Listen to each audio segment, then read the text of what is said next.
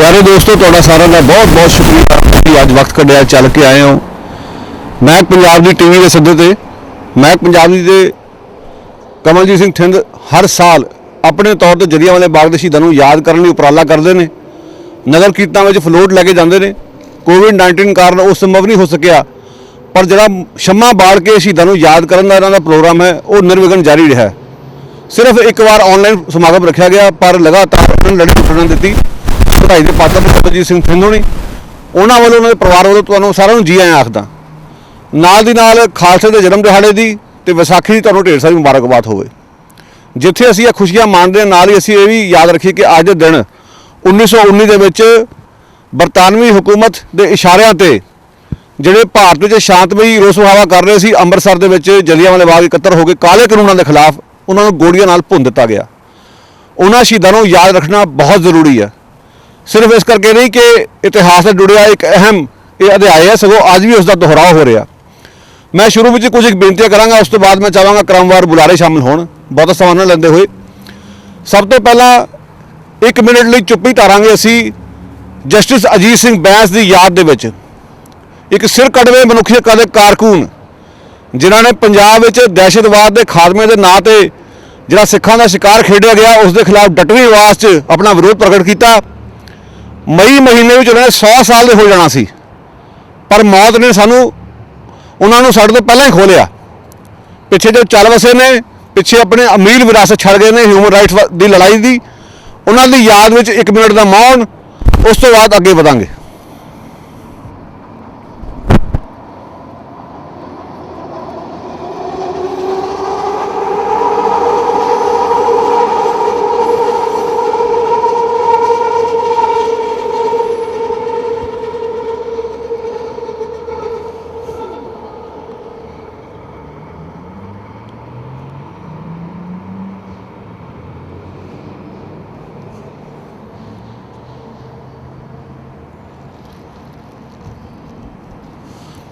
बहुत शुक्रिया जी। अगली बेनती ये है कि मेरे को एक फलार है जिस दी कॉपियां इस पीले लिफाफे च पईयां हुई ने। जिन्हों ने हुण तक लै ले ये फलार धन्नवाद।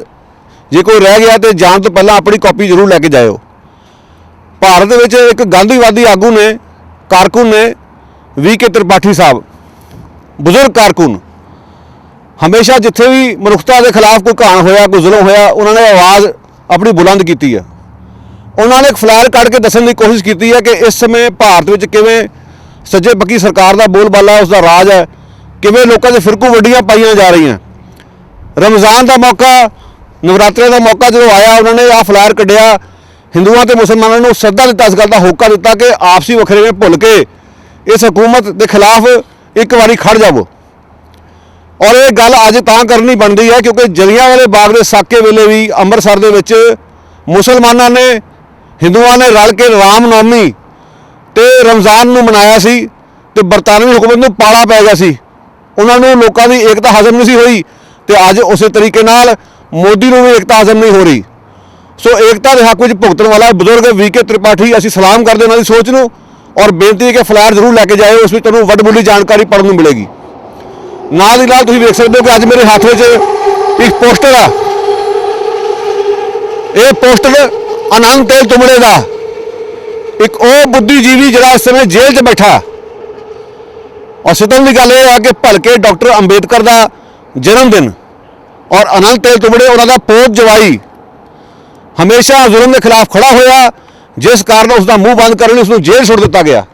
एक पासे नरेंद्र मोदी अंबेडकर को नतमस्तक होंदा, दूजे पासे उसके पोत जवाई को सिर्फ सरकार ने जुल्म के खिलाफ अपना मुँह खोलने की खातर जेल च साड़िया जा रहा। मैं उसका पोस्टर तां लैके आया कि कल अंबेडकर का जन्म दिहाड़ा, और जो लोग फर्जी तौर पर अंबेडकर को याद करते हैं उन्होंने साडा सुनेहा कि असी आनंद तेल तुमड़े को नहीं भुल्ले। जे सचमुच असी बाबा साहब अंबेडकर की सोच से पैरा देना तो सानू आनंद तेल तुमड़े के खिलाफ जो धक्केशाही हुई उसका भी विरोध करना पऊगा। जलियांवाले बाग वेले जो होया सो होया, अज के हुक्मरान जो कर रहे हैं ये बर्दाश्त नहीं करांगे असी, और अपनी आवाज़ इस तरह बुलंद रखांगे। हुण मैं बेनती करूँगा साडे मीडिया कर्मी साथी डॉक्टर गुरविंदर सिंह धालीवाल साहब वो 2 शब्द कहण, उस तो बाद एनी ओहाना तैयार रहे आफ्टर गुरविंदर सिंह। असी भाजियां मोड़ना जानते हाँ, जाके पुछ लो मुगल दरबार कोलों, जेकर फिर भी किसी नूं शक होवे जाके पुछ लो डायर परिवार कोलों। शहीद आजम सरदार ऊधम सिंह जी की तस्वीर इस गल की गवाही दिंदी है कि ਜਿਹੜੇ लोग जलियांवाले वर्गे कांड करते हैं, जलियांवाले बाग का साका जिन्हों ने किया, अंत उन्हों का हशर की हुंदा है तो उन्हों का जो नेस्तो नाबूद मिट जाता है। अज असी जिथे इन्हां शहीदों नूं याद करते हैं, उत्थे जिन्हां दा अंत हुंदा उन्होंने भी इस गल की मिसाल ते सुनेहा देना चाहुंदे हैं कि अज जिहड़े जलियांवाले बाग दे कांड कर रहे हैं, हाल उन्हां दा भी डायर ते उडवायर वर्गा होएगा।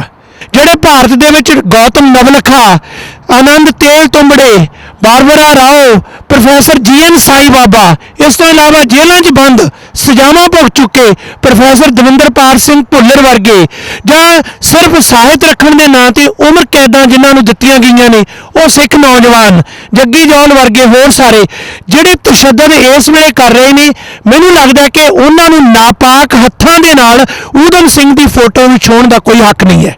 ਭਾਰਤ ਦੇ ਵਿੱਚ ਇਹ ਫਾਸ਼ੀਵਾਦੀ ਦੌਰ ਹੈ ਜਿਸ ਦੇ ਵਿੱਚ ਖਾਣ ਦੇ ਪਿੱਛੇ ਲੋਕਾਂ ਨੂੰ ਮਾਰਿਆ ਜਾਇਆ, ਪਹਿਨਾਂ ਦੇ ਪਿੱਛੇ, ਉਹਨਾਂ ਦੀ ਪਛਾਣ ਦੇ ਪਿੱਛੇ, ਉਹਨਾਂ ਦੀ ਜ਼ੁਬਾਨ ਦੇ ਪਿੱਛੇ। ਤੇ ਅਫਸੋਸ ਇਹ ਹੈ ਕਿ ਸਾਡੇ ਕਲਾਕਾਰ ਜਿਨ੍ਹਾਂ ਨੂੰ ਅਸੀਂ ਤਲੀਆਂ ਵਿਛਾ ਕੇ ਸਵਾਗਤ ਕਰਦੇ ਹਾਂ, ਕਦੇ ਗੁਰਦਾਸ ਮਾਨ ਕਦੇ ਹੋਰ, ਉਹ ਇੱਕ ਰਾਸ਼ਟਰ ਇੱਕ ਭਾਸ਼ਾ ਦਾ ਹੋਕਾ ਦੇ ਰਹੇ ਨੇ ਤੇ ਅੱਜ ਜੋ ਹੋਕਾ ਉੱਥੋਂ ਦੀ ਫਾਸ਼ੀਵਾਦੀ ਸਰਕਾਰ ਦੇ ਰਹੀ ਹੈ। ਪਰ ਅਫਸੋਸ ਹੈ ਕਿ ਅੱਜ ਪੰਜਾਬ ਤੇ ਜਿਹੜੇ ਭਗਤ ਸਿੰਘ ਦੇ ਵਾਰਸ ਅਖਵਾਉਂਦੇ ਨੇ, ਜਿਨ੍ਹਾਂ ਦਾ ਇਸ ਵੇਲੇ ਰਾਜ ਹੈ, ਉਹ ਕਦੇ ਗੱਲਾਂ ਕਰਦੇ ਸੀ ਕਿ ਜ਼ੁਲਮ ਦੇ ਖਿਲਾਫ ਲੜਾਂਗੇ, ਪਰ ਪੰਜਾਬ ਦੇ ਮੌਜੂਦਾ ਸਮੇਂ ਪੰਜਾਬ ਦੀਆਂ 5 ਰਾਜ ਸਭਾ ਦੀਆਂ ਸੀਟਾਂ ਉਹਨਾਂ ਨੂੰ ਵੇਚ ਦਿੱਤੀਆਂ ਜਿਹੜੇ ਸਰਮਾਏਦਾਰ ਨੇ।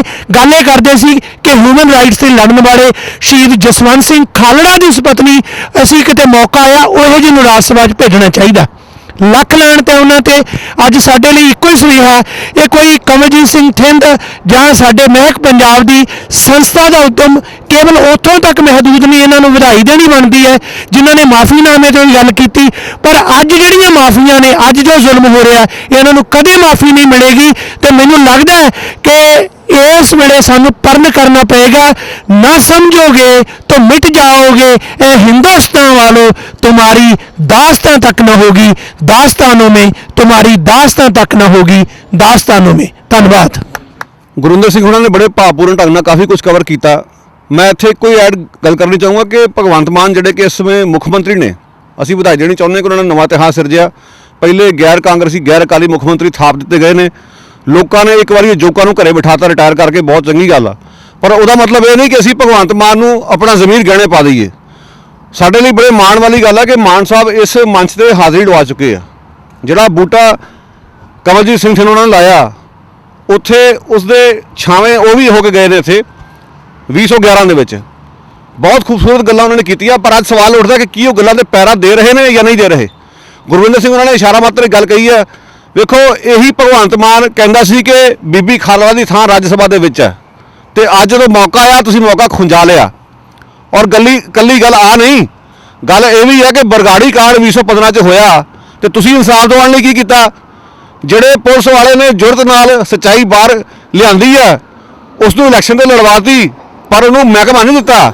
ਹੋਮ ਮਿਨਿਸਟਰੀ ਭਗਵੰਤ ਮਾਨ ਨੇ ਆਪਣੀ ਜੇਬ 'ਚ ਆਪ ਪਾ ਲਈ, ਔਰ ਉਸ ਅਫਸਰ ਨੂੰ ਕਹਿਣਾ ਪੈ ਰਿਹਾ ਸੋਸ਼ਲ ਮੀਡੀਆ 'ਤੇ ਜਾ ਕੇ ਕਿ ਉਹੋ ਜਿਹੇ ਅਫਸਰਾਂ ਦੀ ਪੁਸ਼ਪਨਾਈ ਕਰ ਰਹੀ ਹੈ ਸਰਕਾਰ ਜਿਨ੍ਹਾਂ ਦੀ ਬਰਗਾੜੀ ਕਾਂਡ ਵੇਲੇ ਬੜੀ ਸ਼ੱਕੀ ਭੂਮਿਕਾ ਸੀ। ਕਿੱਡਾ ਜ਼ੁਲਮ!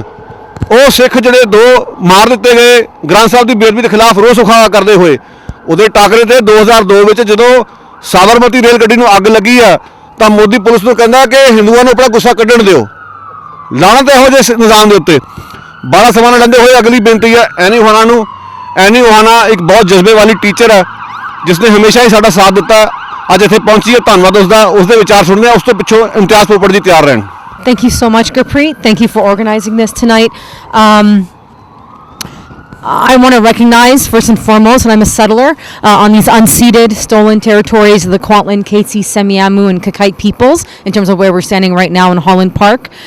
And actually, this recognition is not just about the indigenous sovereignty of these lands. It actually connects very well to the unconscionable executions by a colonial power in Jallianwala Bagh, and the interesting history that you have there, all the connecting pieces of over 1 million South Asians who served overseas, and certainly not in the name of the empire, but certainly of the empire, and sometimes forced to do so, and fighting for many reasons, obviously.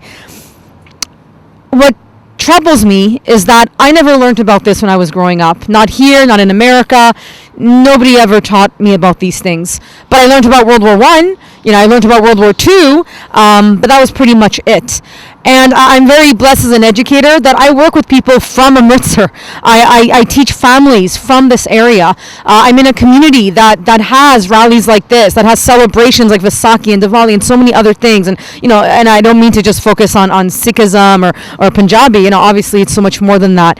But what's crucial to understand is that if we don't learn these stories, if we don't commemorate these horrific events, then we'll never learn to do better. And in fact, we'll continue that colonization that occurs right here in Canada, that occurs in many places around the world, and that imperialistic endeavor to just take over and to not see the humanity of people, to literally to go to a holy place and to just ravage and raise the crowd. It is truly something you can't even imagine. And yet we did let it happen. And to me, it's sad that maybe we're still letting it happen in any number of ways. We're jailing people that are speaking the truth. We don't speak about this in our history books the true way that we should. It's kind of the one-offs, the teachers who learn about it, the teachers who might know, the teachers from lived experience. So for myself today, coming here, it really is about how do I take April 13th, 1919 and truly teach people like myself who are not South Asian, who are not Punjabi, that this matters. This matters to us. It matters to our sovereignty. It matters to all kinds of justice that we're trying to fight for. And we do honor to the victims of this brutal violence, and we continue to fight against that imperialism, that settler colonial mindset that says I take, and I destroy the people that are actually on that land well before me. It's a message I know it took me a while to learn, but now that I'm here, we can absolutely take these spirits and take these souls and use them to further justice for all people on colonized lands. Thank you. Well said, Annie. Thank you so much. ਹੁਣ ਮੈਂ ਬੇਨਤੀ ਕਰੂੰਗਾ ਇਮਤਿਆਜ਼ ਪੋਪਟ ਨੂੰ, ਸਾਡੇ ਬੜੇ ਵਧੀਆ ਸਾਥੀ ਨੇ ਔਰ ਇੱਕ ਐਕਟਿਵਿਸਟ ਨੇ, ਕੋਲੀਸ਼ਨ ਅਗੇਂਸਟ ਬਿਗੇਟਰੀ ਦਾ ਬੂਟਾ ਰਾਣੇ ਲਾਇਆ। ਗੁਜਰਾਤੀ ਮੂਲ ਦੇ ਹੋਣ ਕਰਕੇ ਉਸ ਦਰਦ ਨੂੰ ਵੀ ਮਹਿਸੂਸ ਕਰਦੇ ਨੇ ਜਿਹੜਾ ਗੁਜਰਾਤੀ ਮੂਲ ਦੇ ਮੁਸਲਮਾਨ ਅੱਜ ਵੀ ਮਹਿਸੂਸ ਕਰ ਰਹੇ। Imtiaz ਪੋਪਟ। Assalamualaikum. Vaisakhi Uvadai. It's the eve of Vaisakhi, and Annie, thank you so much for recognizing that this is the colonial story. It's a colonial story. What happened at Jallianwala Bagh mein jo hua, it was a garden just similar to this garden 103 years ago today on the eve of Vaisakhi. And this massacre happened just like any other colonial massacre happened, like Charpeville in South Africa, or the entire of this turtle island, which is genocide. So we must recognize that this is unceded territory and colonized territory, just like they colonized India, Africa and the rest. So it's 103rd anniversary of Jallianwala Bagh, and to this date the British Raj has not apologized for Jallianwala Bagh or anything like that. And this year is the Queen's Platinum Jubilee, and maybe this is the time to make an apology. And Charles is coming to Canada next month, and maybe that's what we should do. We should make a demand that it's about time that the British Imperial Raj apologize for Jallianwala Bagh and many Jallianwala Baghs and make reparations. Thank you so much.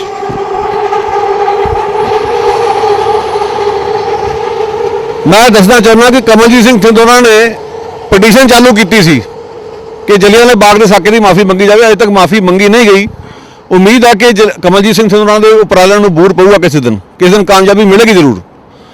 मैं ਹੁਣ ਬੇਨਤੀ ਕਰੂੰਗਾ ਸਰਦਾਰ ਕੇਸਰ ਸਿੰਘ ਜੀ ਬਾਗੀ ਜੀ ਨੂੰ 2 ਸ਼ਬਦ ਕਹਿਣ, ਉਸ ਤੋਂ ਬਾਅਦ ਅਮਰ ਦੀਵਾਨਾ ਜੀ ਇੱਕ ਅੱਗੇ ਵਧੂ ਕਵੀ ਨੇ, ਉਹ ਵੀ ਤਿਆਰ ਰਹਿਣ।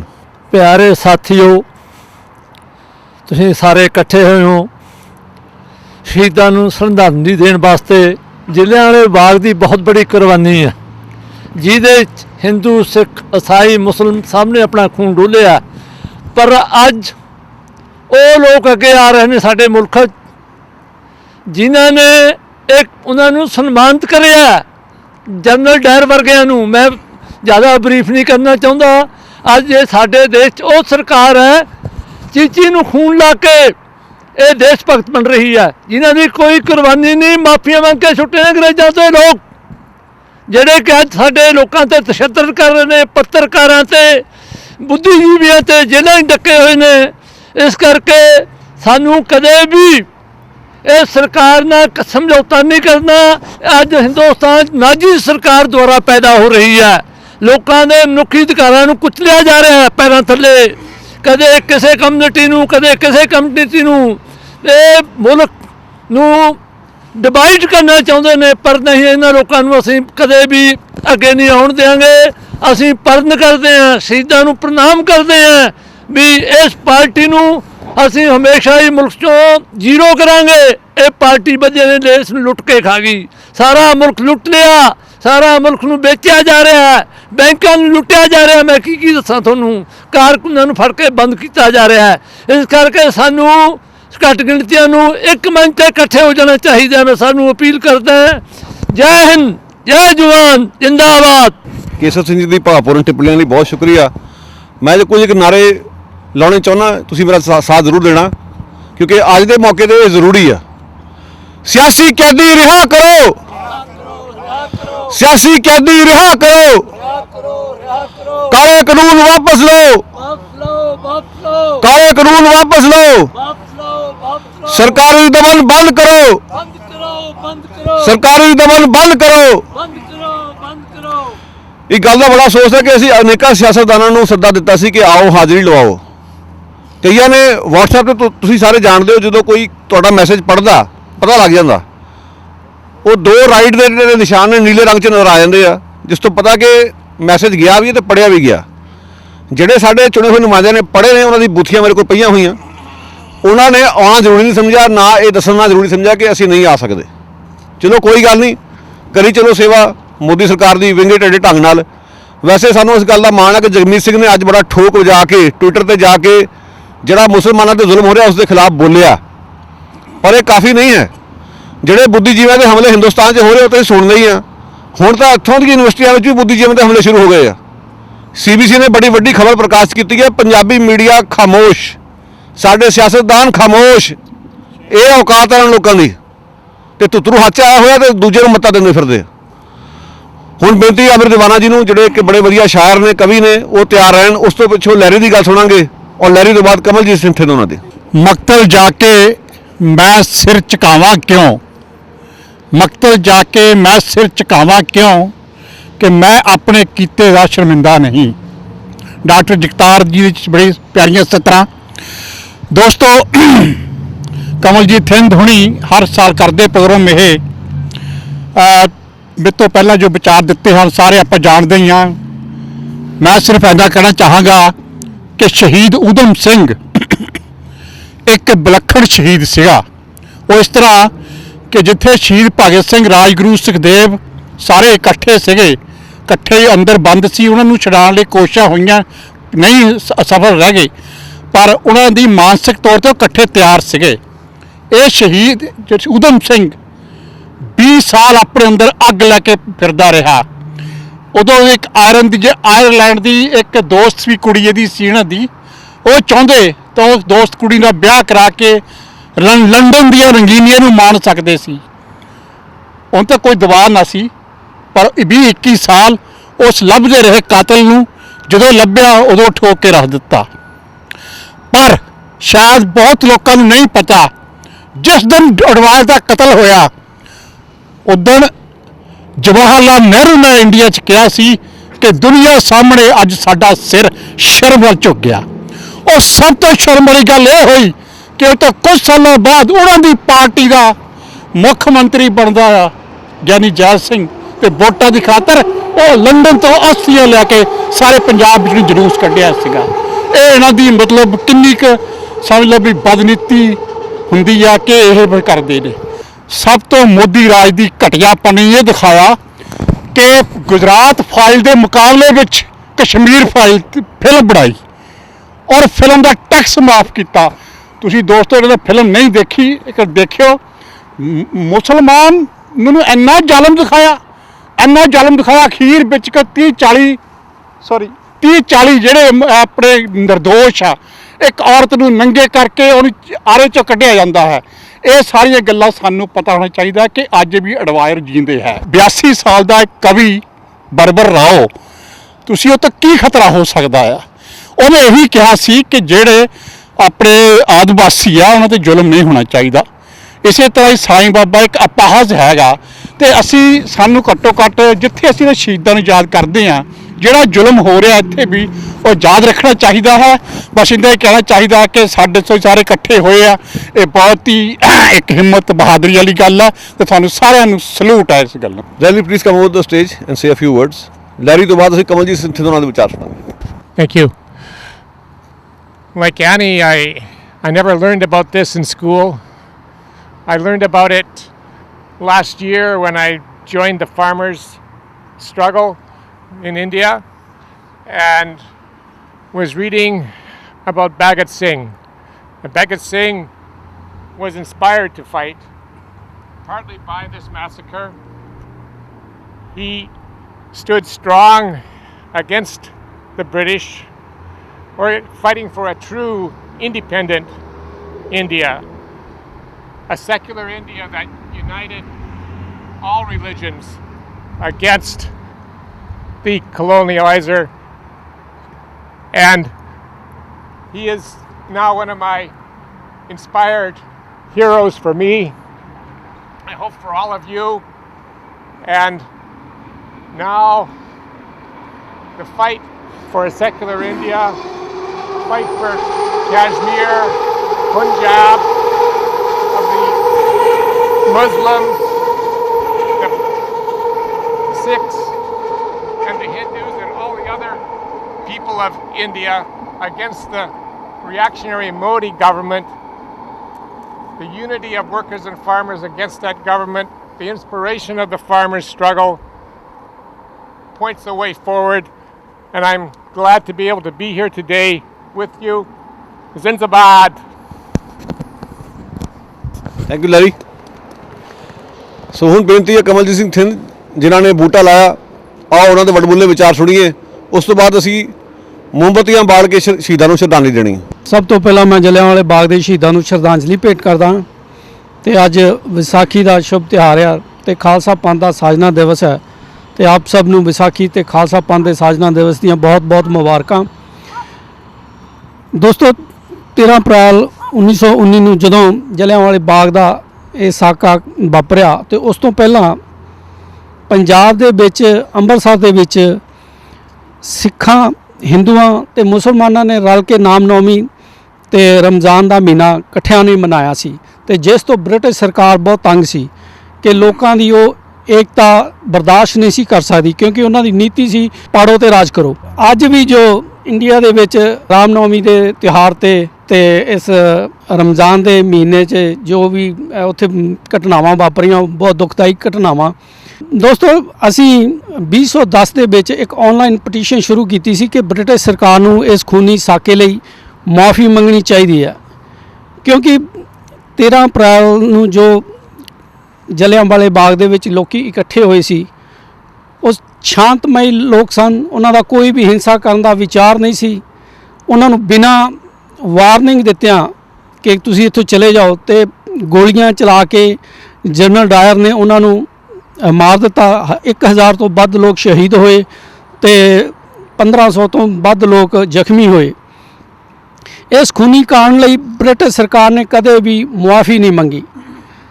ਜਨਰਲ ਡਾਇਰ ਕੁਦਰਤੀ ਮੌਤੇ 1927 'ਚ ਮਾਰਿਆ ਗਿਆ, ਪਰ ਮਾਈਕਲ ਉਡਵਾਇਰ ਜੋ ਪੰਜਾਬ ਦਾ ਉਸ ਵਕਤ ਦਾ ਗਵਰਨਰ ਸੀ, ਜਿਸ ਨੇ ਇਸ ਖੂਨੀ ਸਾਕੇ ਲਈ ਆਰਡਰ ਕੀਤਾ ਸੀਗਾ ਅਤੇ ਉਸ ਨੇ ਗਦਰੀ ਯੋਧਿਆਂ 'ਤੇ ਗਦਰੀ ਬਾਬਿਆਂ 'ਤੇ ਬਹੁਤ ਜ਼ੁਲਮ ਢਾਏ ਸੀ। ਉਸ ਨੂੰ 13 ਮਾਰਚ 1940 ਵਿੱਚ ਸ਼ਹੀਦ ਊਧਮ ਸਿੰਘ ਨੇ ਲੰਡਨ ਵਿੱਚ ਜਾ ਕੇ ਸੋਧਿਆ, ਪਰ ਬ੍ਰਿਟਿਸ਼ ਸਰਕਾਰ ਨੇ ਕਦੇ ਵੀ ਇਸ ਖੂਨੀ ਕਾਂਡ ਲਈ ਮਾਫੀ ਨਹੀਂ ਮੰਗੀ। 2010 ਵਿੱਚ ਅਸੀਂ ਇੱਕ ਆਨਲਾਈਨ ਪਟੀਸ਼ਨ ਸ਼ੁਰੂ ਕੀਤੀ jallianwalaBagh.ca ਅਤੇ jallianwalaBagh.in। ਉਹ ਆਨਲਾਈਨ ਪਟੀਸ਼ਨ ਸੀ ਤੇ ਉਹਦੇ ਵਿੱਚ ਸੀ ਕਿ ਕੋਈ ਵੀ ਜਾ ਕੇ ਉੱਤੇ ਕਮੈਂਟ ਕਰ ਸਕਦਾ ਤੇ ਵੋਟ ਪਾ ਸਕਦਾ ਕਿ ਜਲਿਆਂਵਾਲੇ ਬਾਗ ਲਈ ਬ੍ਰਿਟਿਸ਼ ਸਰਕਾਰ ਨੂੰ ਮਾਫੀ ਮੰਗਣੀ ਚਾਹੀਦੀ ਜਾਂ ਨਹੀਂ। ਉਸ 'ਤੇ ਬਹੁਤ ਸਾਰੇ ਲੋਕਾਂ ਨੇ ਪਾਰਟਿਸਿਪੇਟ ਕੀਤਾ। ਲੰਡਨ ਦੇ ਮੇਅਰ ਸਦੀਕੀ ਨੇ ਵੀ ਇੱਕ ਮਤਾ ਪਾਸ ਆਪਣੇ ਉੱਥੇ ਮੇਅਰ ਨੇ ਕੀਤਾ ਕਿ ਬ੍ਰਿਟਿਸ਼ ਸਰਕਾਰ ਨੂੰ ਇਸ ਲਈ ਮਾਫੀ ਮੰਗਣੀ ਚਾਹੀਦੀ ਹੈ। 2019 ਵਿੱਚ ਪੰਜਾਬ ਦੀ ਵਿਧਾਨ ਸਭਾ ਨੇ ਵੀ ਇੱਕ ਮਤਾ ਪਾਸ ਕੀਤਾ ਕਿ ਬ੍ਰਿਟਿਸ਼ ਸਰਕਾਰ ਨੂੰ ਇਸ ਲਈ ਮਾਫੀ ਮੰਗਣੀ ਚਾਹੀਦੀ ਹੈ। ਅਪ੍ਰੈਲ 2019 ਵਿੱਚ ਬ੍ਰਿਟਿਸ਼ ਦੇ ਅਪਰ ਹਾਊਸ ਲਾਰਡ ਆਫ ਕਾਮਨਸ ਵਿੱਚ ਇਸ ਬਾਰੇ ਗੱਲ ਵੀ ਹੋਈ, ਬਹਿਸ ਵੀ ਹੋਈ, ਪਰ ਬ੍ਰਿਟਿਸ਼ ਸਰਕਾਰ ਨੇ ਮਾਫੀ ਨਹੀਂ ਮੰਗੀ। ਔਰ ਮੈਂ ਬਰਨਬੀ ਸਿਟੀ ਹਾਲ ਦਾ ਧੰਨਵਾਦ ਕਰਦਾ ਜਿਨ੍ਹਾਂ ਨੇ ਇਸ ਲਈ 2019 ਵਿੱਚ ਪ੍ਰੋਕਲਾਮੇਸ਼ਨ ਜਾਰੀ ਕੀਤਾ। ਔਰ ਇਹ ਸਾਰੇ ਪ੍ਰੋਕਲਾਮੇਸ਼ਨ ਨੂੰ ਜਾਰੀ ਕਰਾਉਣ ਵਿੱਚ ਗੁਰਪ੍ਰੀਤ ਜੀ ਦਾ ਬਹੁਤ ਵੱਡਾ ਹੱਥ ਸੀਗਾ। ਤੇ ਇਹ ਜਿਹੜਾ ਅਸੀਂ ਹਰ ਸਾਲ ਕੈਂਡਲ ਲਾਈਟ ਵੀ ਕਰਦੇ ਹਾਂ, ਇਹ ਗੁਰਪ੍ਰੀਤ ਭਾਜੀ ਤੇ ਹੋਰ ਸਾਥੀਆਂ ਦੇ ਸਹਿਯੋਗ ਦੇ ਨਾਲ ਹੀ ਇਹ ਸ਼ੁਰੂ ਹੋਇਆ ਸੀਗਾ ਤੇ ਅੱਜ ਤੱਕ ਇਹ ਚੱਲਦਾ ਹੈਗਾ। ਔਰ ਜਦ ਤੱਕ ਜਲਿਆਂਵਾਲੇ ਬਾਗ ਦੇ ਸ਼ਹੀਦਾਂ ਲਈ ਬ੍ਰਿਟਿਸ਼ ਸਰਕਾਰ ਮਾਫੀ ਨਹੀਂ ਮੰਗੂਗੀ ਤੇ ਅਸੀਂ ਇਹ ਪੁਰਜ਼ੋਰ ਕੋਸ਼ਿਸ਼ ਕਰਦੇ ਰਹਾਂਗੇ ਕਿ ਉਹਨਾਂ ਨੂੰ ਇਸ ਖੂਨੀ ਸਾਕੇ ਲਈ ਮਾਫੀ ਮੰਗਣੀ ਚਾਹੀਦੀ ਆ। ਤੇ ਮੈਂ ਸਾਰਿਆਂ ਦਾ ਧੰਨਵਾਦ ਕਰਨਾ ਚਾਹੁੰਦਾ ਜੋ ਵੀ ਇੱਥੇ ਆਪਣਾ ਕੀਮਤੀ ਸਮਾਂ ਕੱਢ ਕੇ ਆਏ। ਧੰਨਵਾਦ, ਥੈਂਕ ਯੂ ਜੀ। ਕਮਲ ਜੀ ਭਾਜੀ ਬਹੁਤ ਬਹੁਤ ਸ਼ੁਕਰੀਆ ਤੁਹਾਡੇ ਨੇਕ ਸ਼ਬਦਾਂ ਲਈ। ਦਰਅਸਲ ਬੂਟਾ ਤਾਂ ਇਹਨਾਂ ਨੇ ਲਾਇਆ ਤੇ ਕ੍ਰੈਡਿਟ ਦੂਜਿਆਂ ਨੂੰ ਦੇ ਰਹੇ ਨੇ, ਪਰ ਅਸਲੀ ਗੱਲ ਇਹ ਕਿ ਜਿਹੜਾ ਮਾਫੀ ਤਾਂ ਮੰਗਵਾਉਣ ਲਈ ਸਾਨੂੰ ਕੋਸ਼ਿਸ਼ਾਂ ਨਿਰੰਤਰ ਜਾਰੀ ਰੱਖਣੀ ਚਾਹੀਦੀਆਂ। ਪ੍ਰੋਕਲੇਮੇਸ਼ਨ ਵੀ ਜਾਰੀ ਹੋ ਗਏ, ਪਰ ਮੇਰੀ ਚਿੰਤਾ ਹੈ ਕਿ ਸਿਰਫ ਇਹ ਨਹੀਂ ਕਿ ਅਸੀਂ ਇਤਿਹਾਸ ਨਾਲ ਚਿੰਬੜੇ ਰਹੀਏ। ਅਜੋਕੇ ਸਮੇਂ 'ਚ ਜੋ ਉਸ ਇਤਿਹਾਸ ਨੂੰ ਦੁਹਰਾਇਆ ਜਾ ਰਿਹਾ, ਐਡੀਆਂ ਭਿਆਨਕ ਘਟਨਾਵਾਂ ਨੂੰ ਅੰਜਾਮ ਦਿੱਤਾ ਜਾ ਰਿਹਾ ਕਿ ਜਲਿਆਂਵਾਲੇ ਬਾਗ ਦਾ ਸਾਕਾ ਕਈ ਵਾਰੀ ਬਹੁਤ ਛੋਟਾ ਲੱਗਦਾ। ਸੋ ਉਸ ਗੱਲ ਦੇ ਵੱਲ ਧਿਆਨ ਦਿਓ, ਇਹ ਮੇਰੀ ਬੇਨਤੀ ਤੁਹਾਨੂੰ ਸਾਰਿਆਂ ਨੂੰ। ਸੋ ਤੁਹਾਡਾ ਸਾਰਿਆਂ ਦਾ ਇੱਕ ਵਾਰੀ ਫਿਰ ਬਹੁਤ ਬਹੁਤ ਧੰਨਵਾਦ। ਹੁਣ ਅਸੀਂ ਪ੍ਰੋਗਰਾਮ ਦੀ ਸਮਾਪਤੀ ਕਰਾਂਗੇ, ਮੋਮਬੱਤੀਆਂ ਬਾਲ ਕੇ ਸ਼ਹੀਦਾਂ ਨੂੰ ਯਾਦ ਕਰਾਂਗੇ। ਕਮਲਜੀਤ ਭਾਈ ਤੁਹਾਡੇ ਪਰਿਵਾਰ ਦਾ ਖਾਸ ਤੌਰ ਤੇ ਬੀਜੀ ਹੁਣੀ ਆਏ ਨੇ, ਧੰਨਵਾਦ। ਉਹਨਾਂ ਦੇ ਆਸ਼ੀਰਵਾਦ ਨਾਲ ਇਹ ਪ੍ਰੋਗਰਾਮ ਇਸ ਤਰ੍ਹਾਂ ਚੱਲਦਾ ਰਹੂਗਾ, ਇਹ ਮੇਰਾ ਵਿਸ਼ਵਾਸ ਹੈ। ਬਹੁਤ ਬਹੁਤ ਸ਼ੁਕਰੀਆ ਤੁਹਾਡਾ ਸਾਰਿਆਂ ਦਾ, ਧੰਨਵਾਦ।